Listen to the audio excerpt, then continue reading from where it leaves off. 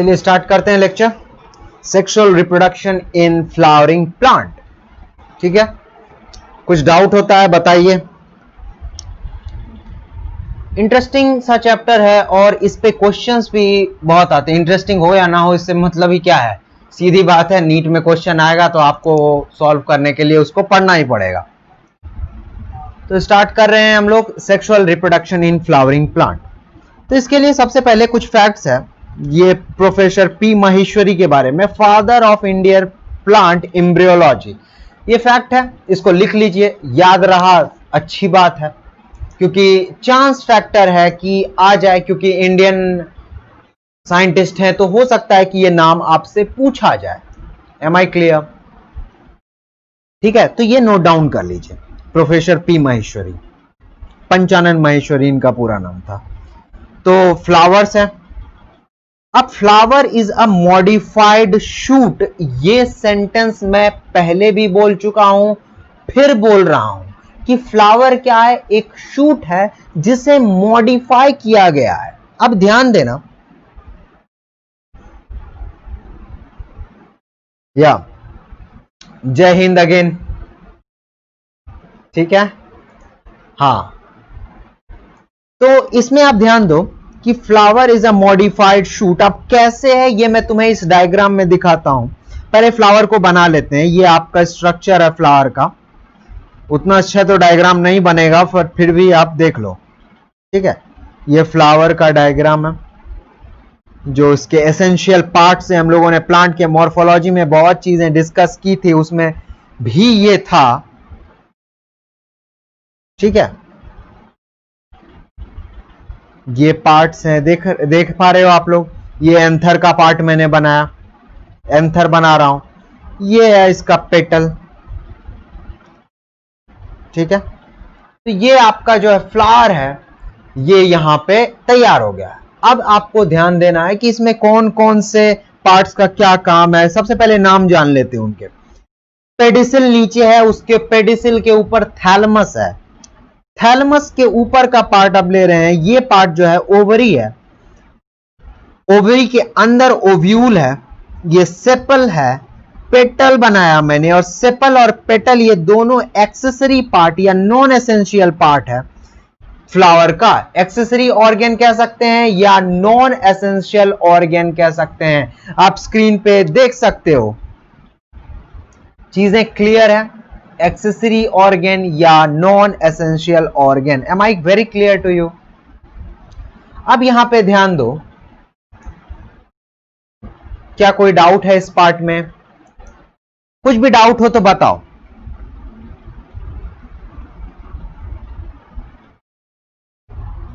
अच्छा, डायग्राम अच्छा रहता है, यहां ध्यान दो। ये क्या है? स्टाइल।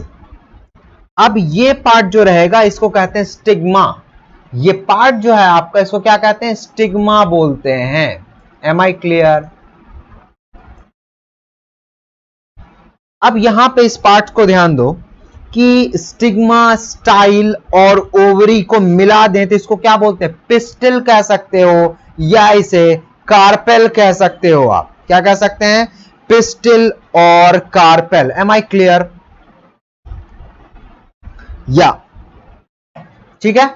अब यहां पे इसको आगे, ये देखो, ये पार्ट है आपका एंथर, और एंथर के नीचे जो ये पार्ट है ये क्या है? फिलामेंट है।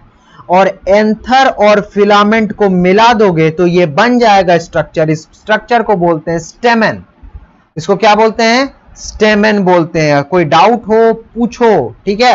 अगर कहीं भी लगे कि सर ये पार्ट नहीं समझ में आ रहा है तो पूछो। यहां पे डायग्राम में आपको समझ में आ गया होगा एक्सेसरी ऑर्गन क्या है, स्टेमेन क्या है, पिस्टल क्या है। ठीक है, ये पार्ट हो गया, ये फ्लावर्स के पार्ट जिनके साथ हम इस चैप्टर में खेलने वाले हैं। ठीक है, अब यहां पे हम लोग देखते हैं ये क्या है? लॉन्गिट्यूडनल सेक्शन था, यानी कि फ्लावर को लिया हमने, ऊपर से ऐसा कट कर दिया, जिसको कहेंगे हम लोग longitudinal section of the flower. Am I clear? अब आगे ध्यान दीजिए स्क्रीन पे, ये देखिए थैलेमस। ये जो पार्ट था हमने क्या किया? थैलेमस के पार्ट को अब कट कर रहे हैं। ठीक है, ये देखो थैलेमस को हमने इस तरह से यहां पे कट कर दिया और थैलेमस को बस देख रहे हैं, ध्यान देना। ये देखो पेडिसिल, पहले क्या है, थैलेमस बना कैसे, ये बात को ध्यान से देखते हैं। ये क्या है, हमने एक स्टेम ले लिया। आपको पता है फ्लावर क्या है, एक मॉडिफाइड शूट है। तो आपको शूट में पता होगा स्टेम जो रहता है वहां पे नोड्स, इंटरनोड्स रहते हैं। तो ये आपको जो दिख रहा है वो नोड है। अब ये नोड जो था, हम इसको क्या करेंगे, ये जो है ये क्या है, part of shoot is condensed. Condense मतलब ऐसा दबा देंगे, ठीक है, क्या करेंगे, ऐसा हम दबा देंगे।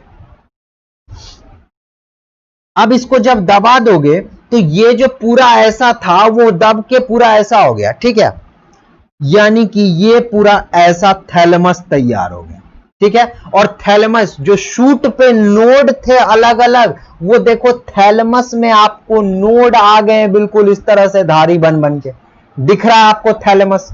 अब ध्यान दो, ये कंडेंस्ड शूट है, थैलेमस क्या है, कंडेंस्ड शूट।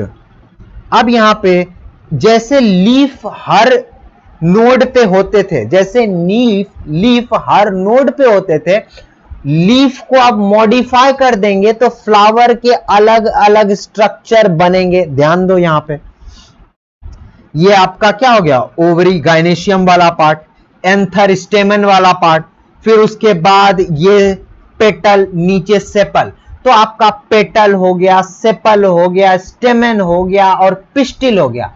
ये सब क्या है, जो शूट पे जो लीफ अलग अलग नोड पे होते हैं वही अपने आप को मॉडिफाई किए और वो ये स्ट्रक्चर बना दिए। Am I clear? तो ये स्ट्रक्चर आपको उनका मिल गया, ठीक है। ये क्या है, मॉडिफाइड लीव्स है। इसको नोट डाउन कर लीजिए।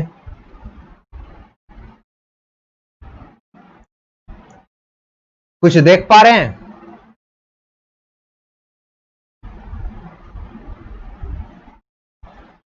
समझ गए? क्लियर है चीजें? कुछ भी डाउट होता है तो बताइए।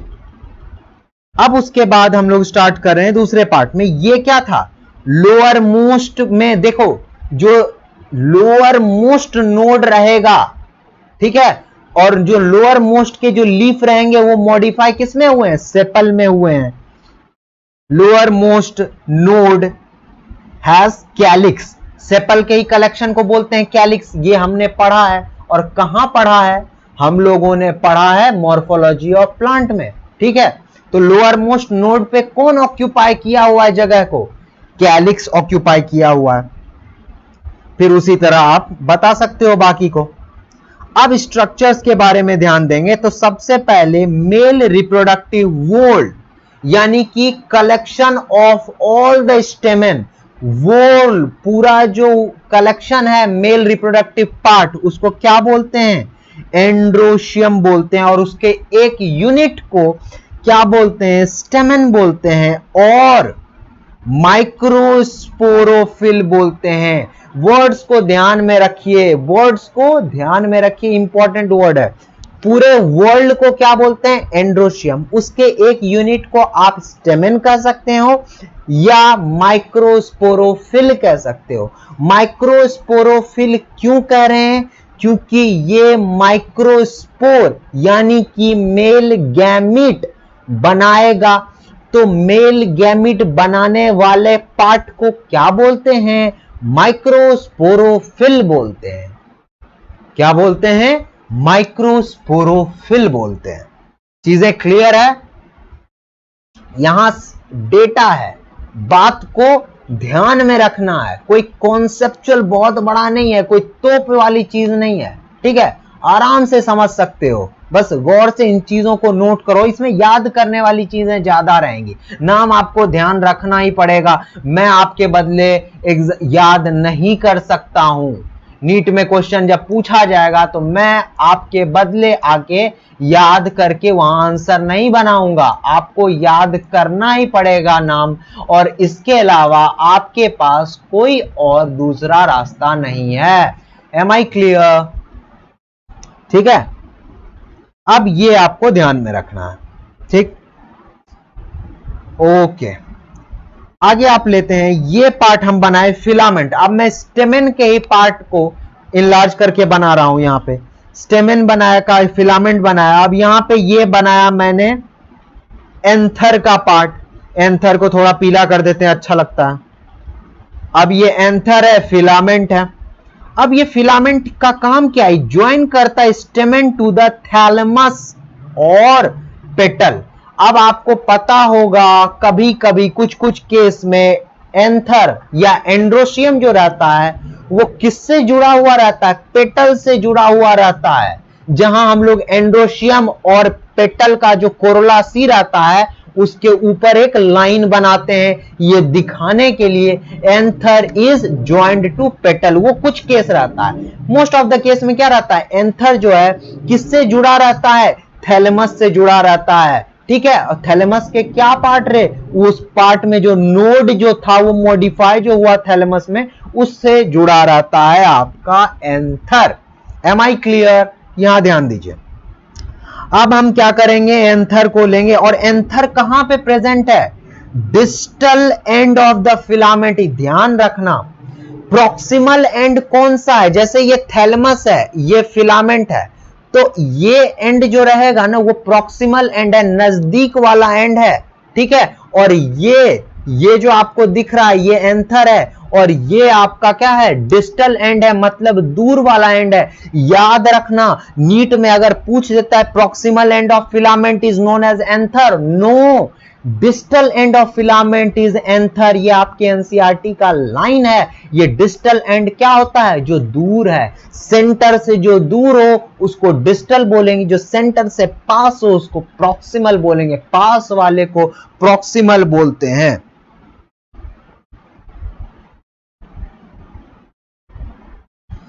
Thank you so much Satyam for encouragement, इतना प्यार।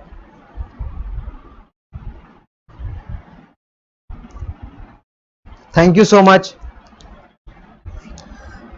Let me introduce you this Satyam. Satyam who used to study with me in LN. We were there in the LN, and now he is in Government Medical College, and he is studying in 3rd year.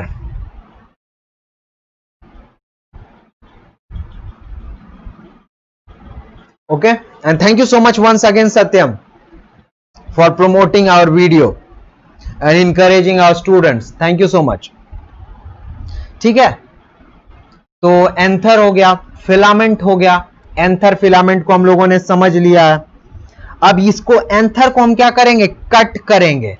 Anther को क्या करेंगे, cut कर रहे हैं। अब anther को जब हम लोग कट करते हैं तो ध्यान दो किस तरह का स्ट्रक्चर आएगा। अब मैं एंथर के स्ट्रक्चर को बना रहा हूं, थोड़ा डायग्राम इधर उधर रहेगा बट समझ लेना, समझ में आ सकता है। ये एंथर के पार्ट्स को मैं बना रहा हूं, ठीक है, ये आपका एंथर का पार्ट बन गया। ये आपके एनसीईआरटी का ही डायग्राम है बट मैं बना रहा हूं, देख रहे हो किस तरह से बाहर का पार्ट है। और ये एंथर को येलो, मेरा फेवरेट कलर एंथर के लिए येलो है, बाकी चीज के लिए नहीं, एंथर के लिए येलो है, क्योंकि मैं जितने भी बुक पढ़ा है उसमें सब में एंथर का कलर येलो। और ये अंदर मैं पोलन ग्रेन डाल रहा हूं, मैं नहीं डाल रहा हूं, एंथर में पहले से ही होते हैं। ठीक है, अब यहां पे देखो कैसे पोलन ग्रेन अंदर फील्ड है, और ये जिस स्ट्रक्चर में ये फील्ड है ना, जिस पार्ट में, उसको बोलते हैं पोलन सैक।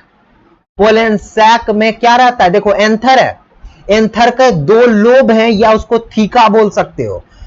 एक लोब में 2 सैक हैं। पोलन सैक के अंदर क्या भरा हुआ है, पोलन ग्रेन भरा हुआ है। ठीक है, अब यहां पे ध्यान दो, यहां पे आपको दिख रहा है 2 थीका, ठीक है, ये 1 और 2, और थीका को क्या बोलते हैं, 2 लोब भी बोलते हैं। ठीक है, इसीलिए इस 2 लोब वाले एंथर को क्या बोलते हैं, डायथीकस भी बोलते हैं। क्या बोलते हैं, डायथीकस। इन सब टर्म्स को बिल्कुल ध्यान से रखना है। 2 लोब और 1 लोब या 1 थीका में पोलन सैक हैं, कितने, 2। ठीक है, ये है आपका, ये दोनों पोलन सैक है। ठीक है, अब यहां पे थीका का कॉन्सेप्ट हो गया। अब ये देखो line of dehiscence. Line of dehiscence क्या होता है कि जहां से एंथर फटता है, एंथर जो है रप्चर करता है और वहां पे सबसे पतला पार्ट होता है, रप्चर होता है और उससे क्या होता है, पोलन ग्रेन बाहर निकल के जाता है, हवा में उड़ता है और जाके कहीं पे पोलिनेट करेगा। पोलिनेशन वगैरह क्या है, प्रोसेस को समझेंगे, लेकिन यहां पे हम समझ लेते हैं एंथर का लाइन ऑफ डेहिसेंस। और एंथर में आपका लाइन ऑफ डेहिसेंस है, इसका मतलब क्या है, एंथर अब ओल्ड हो चुका है, ये पार्ट ओल्ड हो चुका है, अब ये पार्ट फट रहा है। ठीक है, न्यू एंथर में ऐसा नहीं होगा, लाइन ऑफ डेहिसेंस नहीं आएगा, फट जाएगा तो एंथर तो वहां के पार्ट्स तो निकल जाएंगे। तो एंथर अब ओल्ड हो चुका है, पोलिनेशन का स्टेज आ चुका है, अब यहां से पोलन ग्रेन उड़ के दूसरी जगह जाएंगे। ठीक है, तो यहां आप लाइन ऑफ डेहिसेंस को देख पा रहे हो। Am I very clear? तो ये ओल्ड एंथर है। ठीक, इस पे क्वेश्चंस इस तरह से आ सकते हैं, तो ध्यान रखना। क्लियर है चीजें या कोई डाउट है? कोई डाउट हो बताओ तुरंत। अब यहां पे ध्यान दो कि 3D सेक्शन है, ये एंथर का कट सेक्शन है। अब देखो टू थीका है, अब टू थीका के अंदर दो माइक्रोस्पोरेंजिया है, तो एक थीका के अंदर 2 माइक्रोस्पोरेंजिया होता है या एक लोब के अंदर 2 माइक्रोस्पोरेंजिया, और यही माइक्रोस्पोरेंजिया जो था वो क्या है, पोलन सैक है। ध्यान दो, 1 लोब हैज 2 सैक और 2 microsporangia. Am I clear? 1 lobe has 2 sac और 2 माइक्रोस्पोरेंजिया।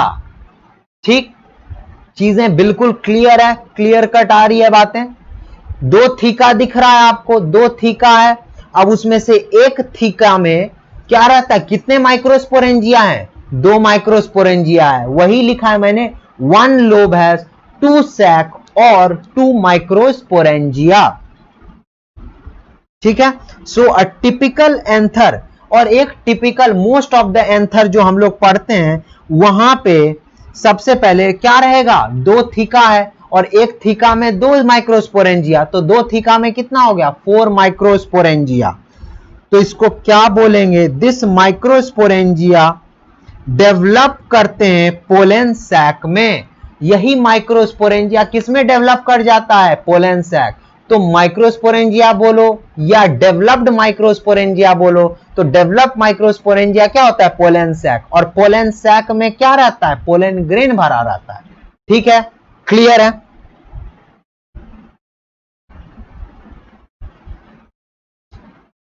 ठीक है, तो ये चीजें क्लियर है। अब पोलन सैक जो है, पोलन सैक के अंदर क्या रहता है, कंटेन करता है pollen grain. Am I clear? अब यहां पे ध्यान दीजिए, यहां पे आपको दिख रहा है किस तरह से पोलन सैक के अंदर ग्रेन है। ठीक है, तो पोलन सैक जब इमैच्योर था उसको क्या बोलेंगे, माइक्रोस्पोरेंजिया। वही माइक्रोस्पोरेंजिया डेवलप होकर क्या बन गया, पोलन सैक। और एक लोब में कितना माइक्रोस्पोरेंजिया, 2 माइक्रोस्पोरेंजिया। अब इस डायग्राम को, ये क्या है, डायथीकस बोल सकते हो। अब ऐसे एंथर को आप क्या बोलते हो, डायथीकस बोलते हो ना। डायथीकस क्यों बोले, क्योंकि 2 लोब था। अब एक लोब में 2 माइक्रोस्पोरेंजिया, तो 2 लोब में 4 स्पोरेंजिया, तो इसीलिए इसको टर्म क्या दिया है, टेट्रास्पोरेंजिएट टाइप। इस तरह के एंथर रहते हैं। अब कुछ एंथर ऐसे भी रहते हैं जिसमें एक ही लोब रहता है, एक ही थीका रहता है, उसको कहते हैं मोनोथीकस, और उसमें जो स्पोरेंजिया रहता है सिर्फ 2 ही रहेगा, इसीलिए उसको क्या बोलेंगे, bisporangiate type. Dithecous tetrasporangiate type, monothecous bisporangiate type. Am I very clear? तो हम लोग जो यहां पे पढ़ने वाले हैं, जो आपके एनसीईआरटी में है, वो डायथीकस यानी टेट्रास्पोरेंजिएट टाइप एंथर को पढ़ने वाले हैं। चीजें क्लियर है? अब मैं आपको इसके डायग्राम को दिखाऊंगा कि ये कैसे होते हैं, बट कुछ पॉइंट्स को लिख लीजिए। स्ट्रक्चर ऑफ एंथर है। अब ये देखो, डायग्राम्स को देख लो, पहले डायग्राम ही बना देता हूं। ये आपको मैं दिखा रहा हूं, 2 थीकस है, एक तरफ का लोब है और दूसरे तरफ का भी लोब है, 2 लोब आपको दिख रहे हैं। ये मैं कुछ लेयर्स बना रहा हूं, जैसे लेयर्स होते हैं। ये देखो, 1 माइक्रोस्पोरेंजिया, 2 माइक्रोस्पोरेंजिया, 3 माइक्रोस्पोरेंजिया और 4 माइक्रोस्पोरेंजिया, और बीच में मैं बना रहा हूं कनेक्टिव्स। अब इस पार्ट जो माइक्रो, ये जो एंथर का ये पार्ट है, ठीक है, इसको मैं इनलार्ज करूंगा और इनलार्ज करने के बाद आपको दिखाऊंगा इसमें रहते क्या क्या है। ठीक है, ये पार्ट क्या था, ध्यान दो, ये पार्ट है आपका एपिडर्मिस। ये दूसरा लेयर बनाया मैंने, सबको मैं नेम करूंगा। ये तीसरा लेयर रहा, चौथा लेयर रहा, अब ये अंदर का लेयर हो गया, फिर उसके बाद और अंदर के लेयर। तो ये आपका इस पार्ट को मैंने क्या किया, थोड़ा इनलार्ज करके बनाया है। ठीक, अब इस पार्ट को ध्यान से देखो, ये क्या है, एपिडर्मिस। इसके बाद वाला पार्ट क्या है, ये है एंडोथीसियम, इसको बोलते हैं, नाम को याद रखना है, एंडोथीसियम। एंडोथीसियम के अंदर क्या है, मिडिल लेयर है, ध्यान देना, इसको क्या बोलेंगे, मिडिल लेयर। ठीक, ये सब आपको ऐसे ही याद रखना है। एंथर में सबसे बाहर एपिडर्मिस, उसके अंदर आए एंडोथीसियम, उसके अंदर आए मिडिल लेयर, उसके अंदर आएंगे तो टेपेटम, इसको क्या बोलेंगे, टेपेटम, और उसके अंदर आएंगे तो माइक्रोस्पोर मदर सेल रहेगा। कहां पे, माइक्रोस्पोरेंजियम में। मैंने बताया आपको एक लोब में 2 माइक्रोस्पोरेंजियम, तो एक जो माइक्रोस्पोरेंजियम है उसके अंदर क्या भरा है, माइक्रोस्पोर मदर सेल, जो बाद में किसमें डेवलप करेंगे, पोलन ग्रेन में, और बाद में वो माइक्रोस्पोरेंजियम जो था किसमें चेंज हो जाएगा, पोलन सैक में। Am I very clear to you? अरे समझ में आ रहा है? प्रियंका, तुम्हारा डाउट क्लियर हुआ क्या? तुम्हारे डाउट्स यहां पे क्लियर हो गए?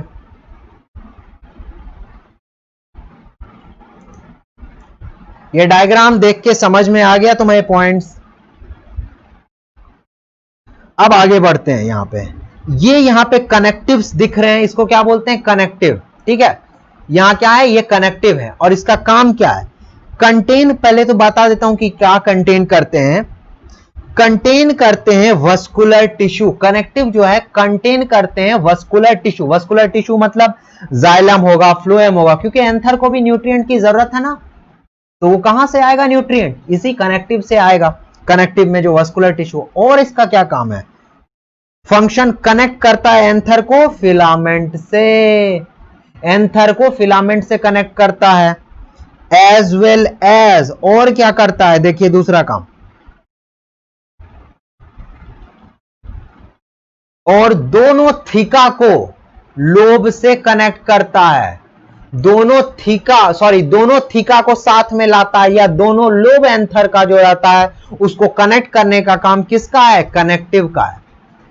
तो कनेक्टिव का 2 काम, एक तो वस्कुलर टिश्यू का बना हुआ है, दूसरा इसका काम क्या है, कनेक्ट करना। किसको कनेक्ट करना, एक तो एंथर को फिलामेंट का से कनेक्ट करता है, दूसरा क्या करता है, दोनों लोब जो एंथर का है, ये एक लोब, ये दूसरा लोब, इन दोनों को ऐसे जोड़ देता है। कौन, कनेक्टिव।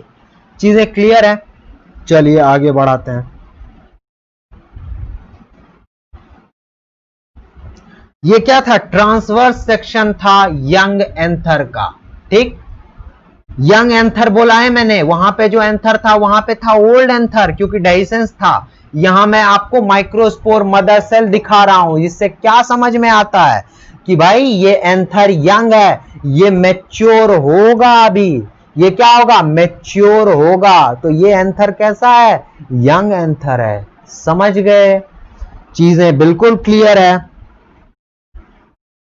आगे बढ़ते हैं, ट्रांसवर्स सेक्शन लेते हैं। एंथर जो ट्रांसवर्स सेक्शन लिए हैं, सीम्स जो लिए हैं, तो टेट्रागोनल दिख रहा है क्या, 4 साइड वाला दिख रहा है, 4 साइडेड, और माइक्रोस्पोरेंजियम भी 4 रहता है। और माइक्रोस्पोरेंजियम का शेप कैसा, सर्कुलर है क्या, सर्कुलर आउटलाइन। तो ट्रांसवर्स सेक्शन जो लिया तो आपको कैसा दिख रहा था, एक तो पूरा एंथर 4 साइडेड दिख रहा था, और माइक्रोस्पोरेंजियम कैसा दिख रहा था, सर्कुलर आउटलाइन का दिख रहा था।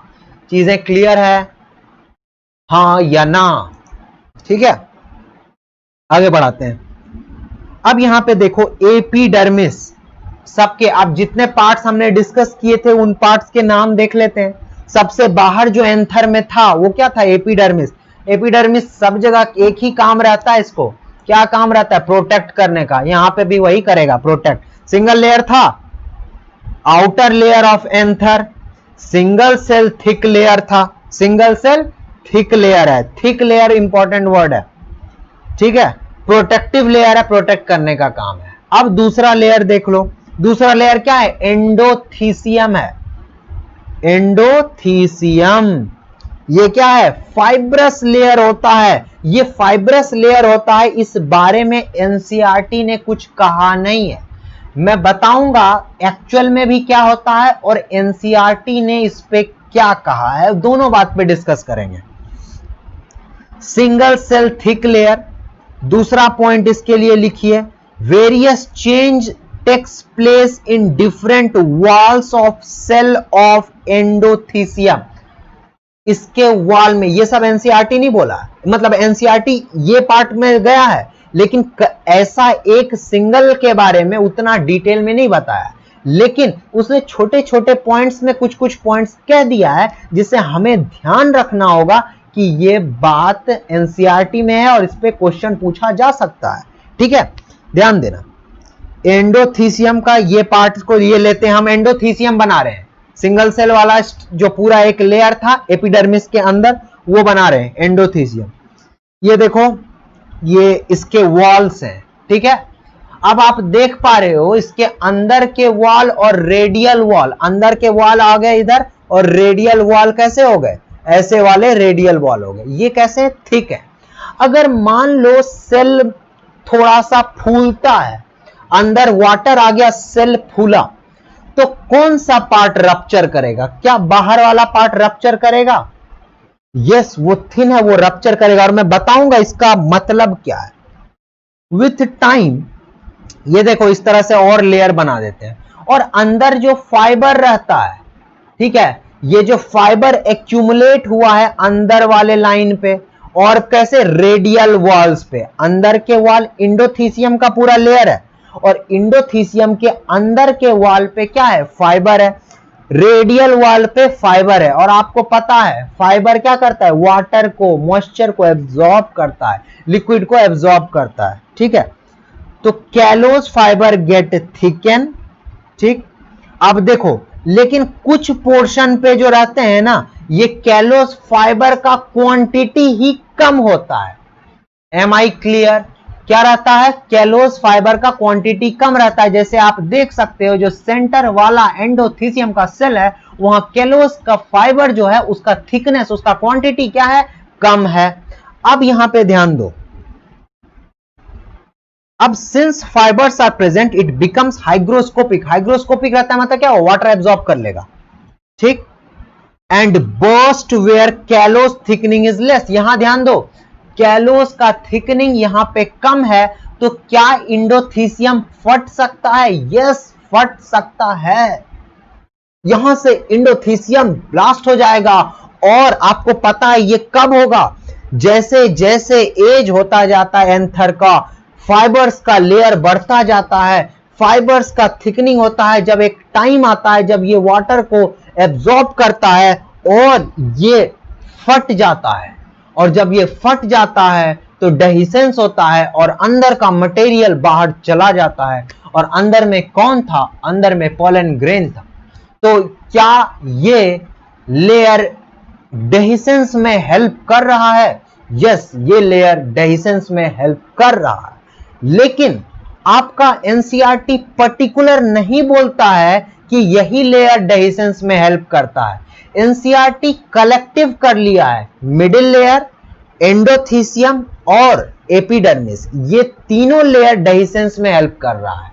अगर आपको ऑप्शन में आता है ऑल ऑफ दीज नीट में, तो आंसर जाएगा ऑल ऑफ दीज, लेकिन ऑल ऑफ दीज आंसर में नहीं रहता है, तो आप आंसर में एंडोथीसियम लगा सकते हो। Am I very clear? Clear ही हूं, ठीक है। तो आप देखें, सिंपल सा बात है, कोई ज्यादा रॉकेट साइंस नहीं है।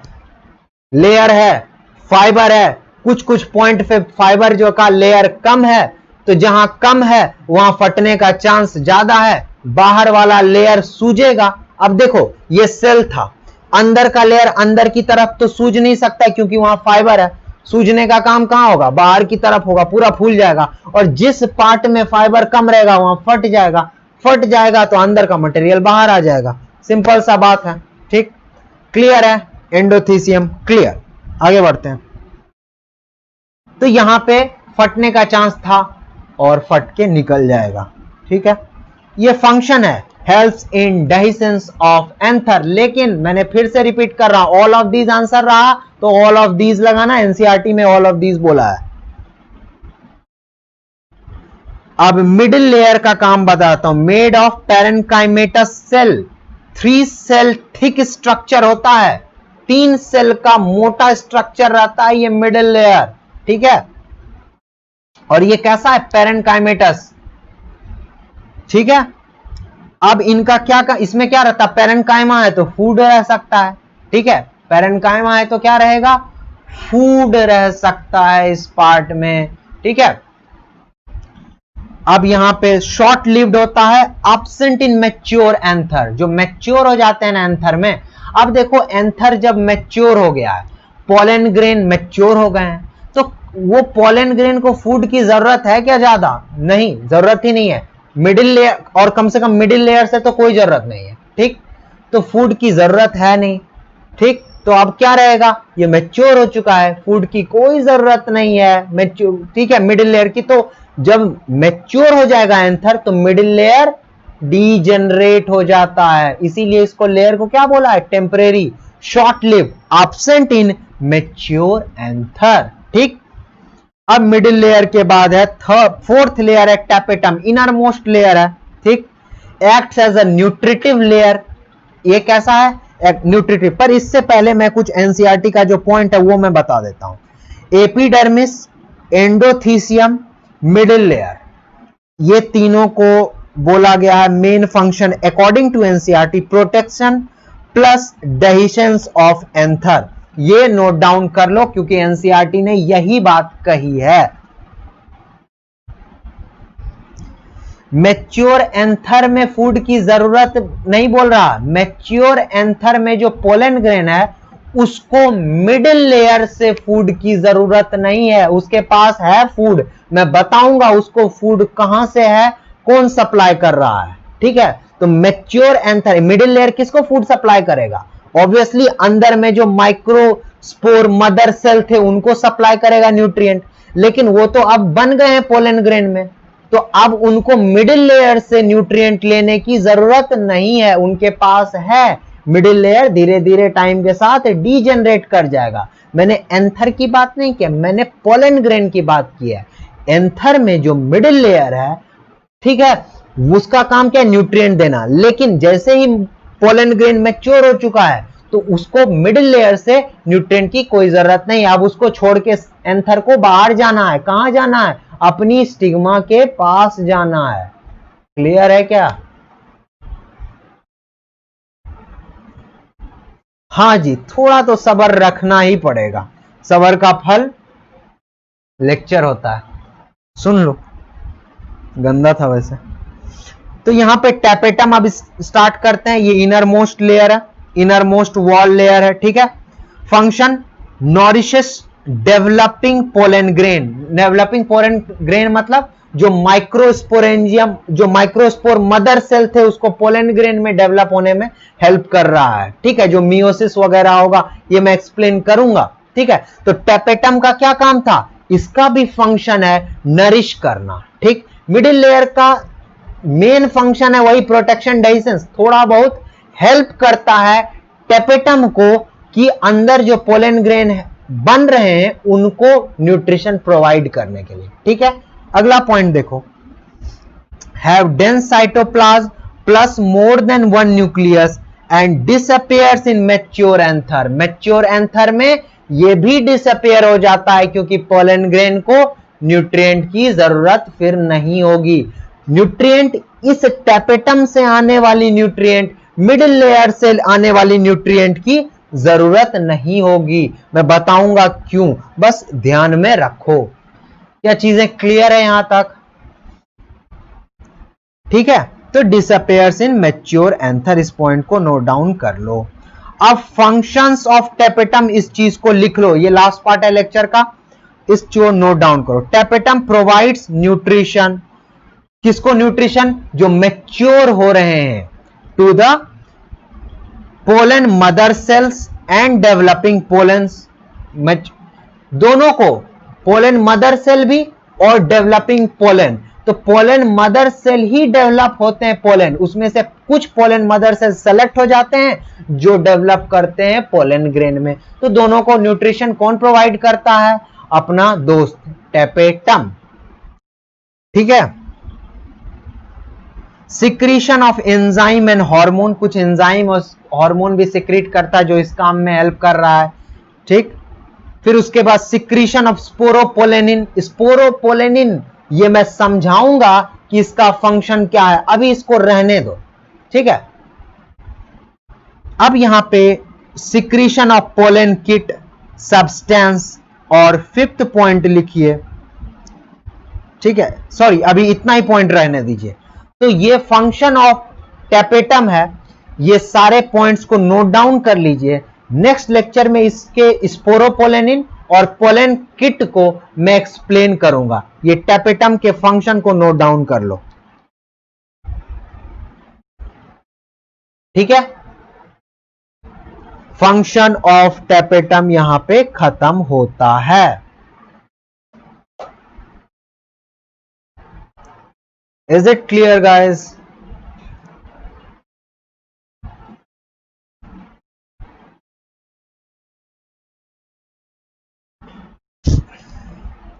आज के लेक्चर को समझ गए?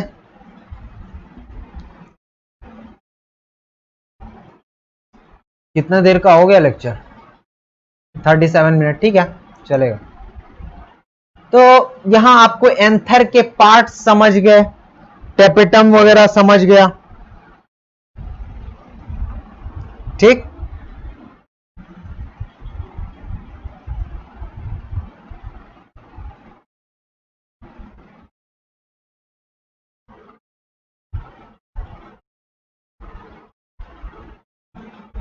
चलिए आज के लेक्चर को यहीं तक रखते हैं। गुड नाइट, मजे से सोइए।